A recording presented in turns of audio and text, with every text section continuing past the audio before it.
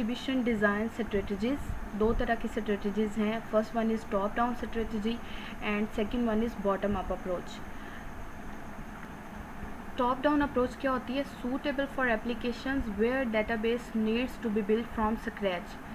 ऐसी एप्लीकेशंस के लिए टॉप डाउन अप्रोच जो है वो बेस्ट है, जिसको हमने ज़ीरो लेवल से स्टार्ट करना है. ठीक है, जैसे start from general and move to specific. General से हम स्टार्ट करेंगे, देन हम स्पेसिफिक जो है उस पर मूव करेंगे.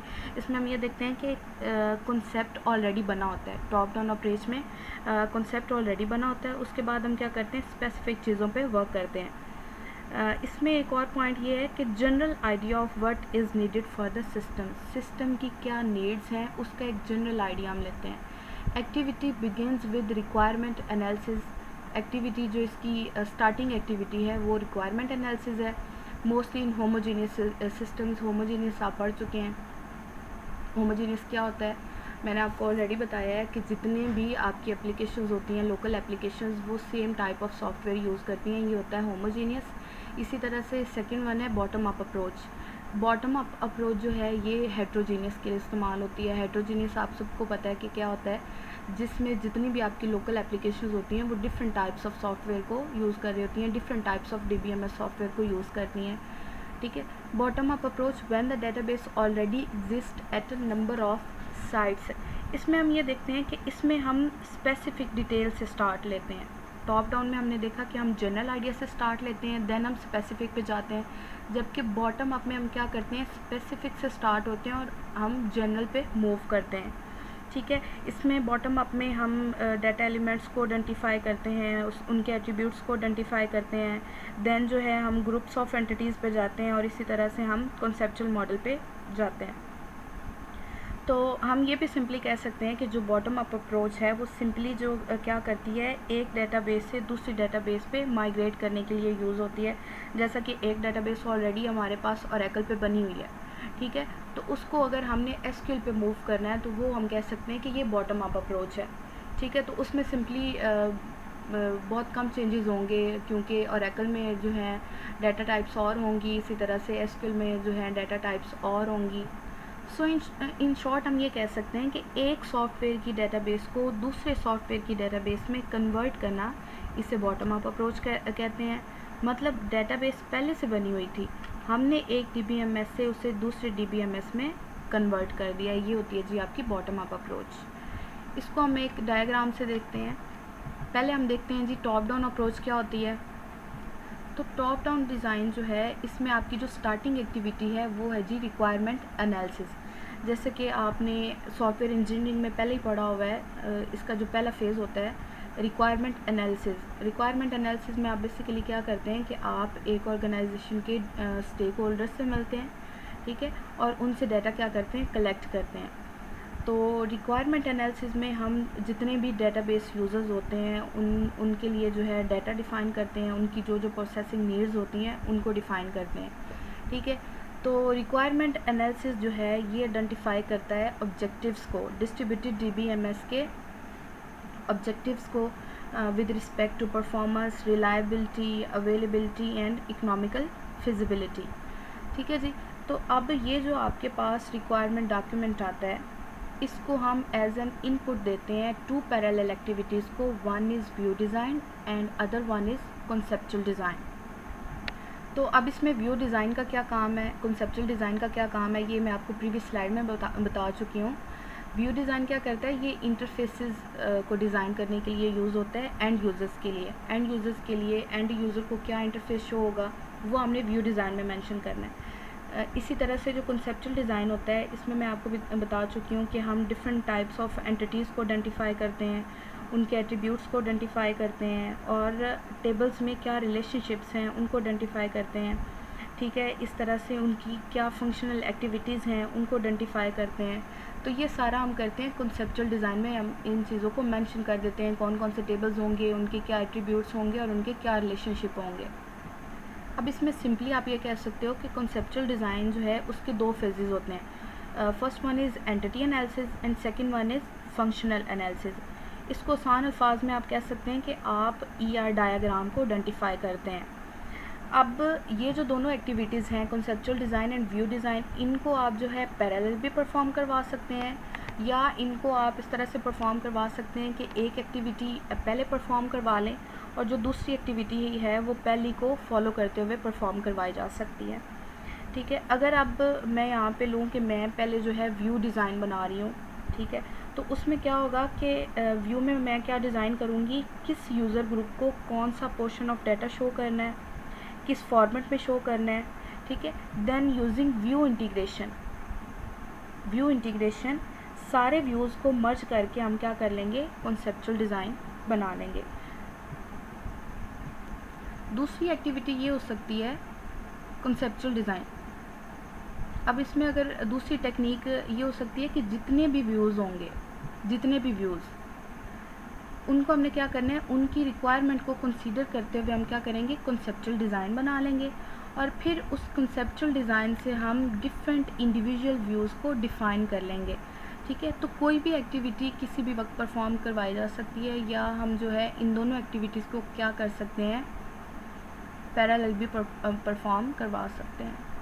तो अब कॉन्सेप्चुअल डिज़ाइन जो है ग्लोबल कॉन्सेप्चुअल स्कीमा को डिज़ाइन करता है और जो व्यू डिज़ाइन है ये एक्सटर्नल स्कीमा को डिफ़ाइन करते हैं। एक्सटर्नल स्कीमा आपको पता है जितनी भी आपकी व्यू डिज़ाइन की इन्फॉर्मेशन होगी वो एक्सटर्नल स्कीमा में स्टोर होगी। इसी तरह से व्यू डिज़ाइन जो है एक्सेस इन्फॉर्मेशन जितने को डिफ़ाइन करते हैं, जितनी भी आपकी एक्सेस इन्फॉर्मेशन है, किस तरह से डाटा स्टोर है, किस तरह से डाटा को जो है एक्सेस किया जाएगा, वो सारी इन्फॉर्मेशन क्या व्यू डिज़ाइन डिफ़ाइन करता है। ठीक है, तो इसके बाद जो है global conceptual schema, access information और एक्सटर्नल स्कीमा जो है ये डिफ़ाइन करते हैं डिस्ट्रीब्यूशन डिज़ाइन। अब डिस्ट्रीब्यूशन डिज़ाइन के ऊपर जितने भी फेजेस हमने पढ़े हैं ये सारे सेंट्रलाइज में भी इसी तरह से इन्वॉल्व होते हैं जिस तरह से टॉप डाउन में इन्वॉल्व है।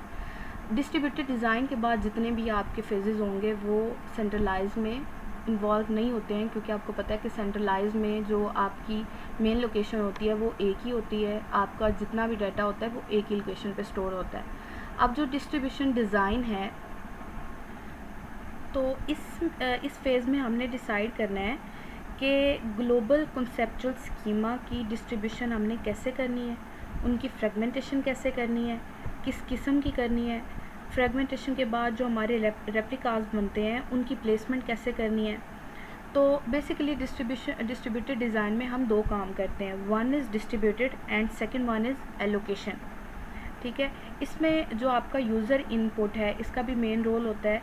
यूज़र इनपुट के जो एक्सेस पैटर्न्स होते हैं, एक्सेस पैटर्न से और जितनी भी यूज़र की क्यूरीज़ होती हैं उनसे भी पता चलता है कि डाटा की फ्रेगमेंटेशन कैसे करनी है और डाटा को कहाँ पे स्टोर करना है, तो किस साइट पे कौन सा डाटा का पोर्शन रखना है। इस फेज़ का जो ऑब्जेक्टिव है, डिस्ट्रीब्यूटेड डिज़ाइन का जो ऑब्जेक्टिव है वो है लोकल कॉन्सेप्चुअल स्कीमास को डिज़ाइन करना। अब हमारे पास जितनी भी डिफरेंट एंटिटीज़ हैं जो कि टेबल्स में स्टोर हम करवाते हैं, तो हमने वो पूरे के पूरे टेबल्स को स्टोर नहीं करना होता है। ये आप ऑलरेडी बात जानते हैं कि हार्ड डिस्क में हम टेबल्स को स्टोर नहीं करवाते हैं, जो कि टेबल हम आइडेंटिफाई करते हैं कॉन्सेप्चुअल स्कीमा में। तो डिस्ट्रीब्यूटेड डिज़ाइन की एक्टिविटी के बाद जितनी भी ये एक्टिविटीज़ हैं जिसमें आप देख रहे हैं local conceptual schema, physical design, physical schema, तो ये जितनी भी एक्टिविटीज़ हैं ये हर इंडिविजुअल साइट पे परफॉर्म करवाई जाती हैं। मतलब हर साइट पर लोकल कॉन्सेप्चुअल स्कीमा को प्लेस किया जाएगा। अब यही काम है डिस्ट्रीब्यूटेड डेटाबेस डिज़ाइन का। डिस्ट्रीब्यूटेड डेटाबेस डिज़ाइन क्या करता है, ग्लोबल कॉन्सेप्चुअल स्कीमा को लोकल कॉन्सेप्चुअल स्कीमा में डिवाइड करता है, फिर उन लोकल कॉन्सेप्चुअल स्कीमा को डिफरेंट साइट्स पे स्टोर करना या फिर एलोकेट करना। तो फ्रेगमेंटेशन और एलोकेशन जो दो पॉइंट्स हैं, ये दो डिसीजन लिए जाते हैं डिस्ट्रीब्यूटेड डिज़ाइन में। तो इसके बाद जितनी भी एक्टिविटीज़ हैं वो हर लोकल साइट पे परफॉर्म की जाती हैं। इसके बाद जो है फ़िज़िकल डिज़ाइन जिसमें हम इम्प्लीमेंटेशन करते हैं, जिसको फ़िज़िकल स्कीमा भी कहते हैं। Last one is observation and monitoring. Observation and monitoring जो है ये आपके हर स्टेप पे परफॉर्म किया जाता है, ताकि जो भी आपकी मिस्टेक है या जो भी आपने रिफाइनमेंट्स करनी है तो वो साथ साथ आप करते जाएं थ्रू ऑब्जर्वेशन एंड मॉनिटरिंग। तो ये जो मेथड है ये है आपका पीयर टू पीयर को डिज़ाइन करने का और उसकी इम्प्लीमेंटेशन का होमोजीनियस के लिए, जिसमें जो है हर साइट पे, हर लोकल साइट पे same type of software use हो रहा होगा। अगर हम ओरेकल यूज़ कर रहे हैं तो जितनी भी आपकी एप्लीकेशंस होंगी वो ओरेकल को यूज़ करेंगी, या फिर अगर हम एसक्यूएल को यूज़ कर रहे हैं तो जितनी भी आपकी एप्लीकेशंस होंगी वो एसक्यूएल को यूज़ करेंगी। Next one is top down design. अब इसकी जो है, जो मैंने आपको ऑलरेडी सारी डायग्राम में इंफॉर्मेशन बता दी है, उसको एक्सप्लेन कर दिया है, उसको स्टेप्स में डिवाइड करके एक्सप्लेन किया हुआ है। रिक्वायरमेंट एनालिसिस मैंने आपको बता दिया है कि ये क्या करते हैं, जितने भी आपके डेटाबेस यूजर्स होते हैं उनके लिए डाटा और जितनी भी प्रोसेसिंग नीड्स होती हैं उनको आइडेंटिफाई करता है। सिस्टम रिक्वायरमेंट्स ऑब्जेक्टिव, जिसमें हम कॉन्सेप्चुअल स्कीमा और व्यू डिज़ाइन की बात करते हैं। कॉन्सेप्चुअल स्कीमा आपको पता है जितनी भी आपकी एंटिटीज़ हैं उनके एट्रीब्यूट्स हैं और उनके रिलेशनशिप्स को आइडेंटिफाई करता है कॉन्सेप्चुअल स्कीमा। और उसके बाद जो व्यू डिज़ाइन है वो आइडेंटिफाई करता है एंड यूज़र्स के लिए इंटरफेसेस। इसके बाद डिस्ट्रीब्यूशन डिज़ाइन है, जिसमें हम दो तरह के पॉइंट्स का डिसीजन लेते हैं। First one is fragmentation and allocation. Fragmentation, data को किस तरह से फ्रेगमेंट करना है और उसको किस जगह पे डिसाइड करना है, ये दो तरह के पॉइंट्स हम डिस्ट्रीब्यूशन डिज़ाइन में डिसीजन लेते हैं। इसके बाद है जी लोकल कॉन्सेप्चुअल स्कीमा, इसी तरह से फिजिकल डिज़ाइन जिसको हम फिजिकल स्कीमा भी कहते हैं। Last one is observation and monitoring. Next one is conceptual design is global conceptual schema. View design results in individual external schema definition. मैंने आपको बता दिया global users activities so far are similar to centralized DBS design. ये मैंने आपको बताया, diagram में बताया कि जितनी भी आपकी डिस्ट्रीब्यूटेड डिज़ाइन से पहले एक्टिविटीज़ हैं वो सारी सेंट्रलाइज में भी सेम परफॉर्म होती हैं। इसके बाद जो है ये सेंट्रलाइज में परफॉर्म नहीं होती हैं, क्योंकि सेंट्रलाइज में आपको पता है कि आपकी जो मेन लोकेशन है, डाटा जो है वो आपका एक ही लोकेशन पे सेव होता है। Then start the distribution activity. उसके बाद हम क्या करते हैं, डिस्ट्रीब्यूशन एक्टिविटीज़ को स्टार्ट करते हैं। इसके बाद है जी bottom up design process. Bottom up design process मैंने आपको बता दिया है पहले भी कि ये क्या होता है। टॉप डाउन में हमने देखा कि हम जनरल आइडिया से स्टार्ट करते हैं, ठीक है, देन हम स्पेसिफिक पे मूव करते हैं। जबकि बॉटम अप जो डिज़ाइन प्रोसेस होता है इसमें हम स्टार्ट लेते हैं स्पेसिफिक डिटेल से और देन हम मूव करते हैं जनरल पे। इसमें हम आइडेंटिफाई करते हैं जितने भी आपके डाटा एलिमेंट्स होते हैं, एट्रीब्यूट्स होते हैं, उनके जो रिलेशनशिप्स हैं उनको आइडेंटिफाई करते हैं, ठीक है। तो बेसिकली जो बॉटम अप डिज़ाइन प्रोसेस है वो क्या करता है, एक डाटाबेस से दूसरी डाटाबेस पे माइग्रेट करने के लिए यूज़ होता है। अब इसमें आप इसके डायग्राम में देख सकते हैं कि लोकल स्कीमा से हम स्टार्ट लेते हैं, देन जो है हम ग्लोबल स्कीमा डिज़ाइन करते हैं। Bottom up design process, a number of database already exist and the design task involves integrating them into one database.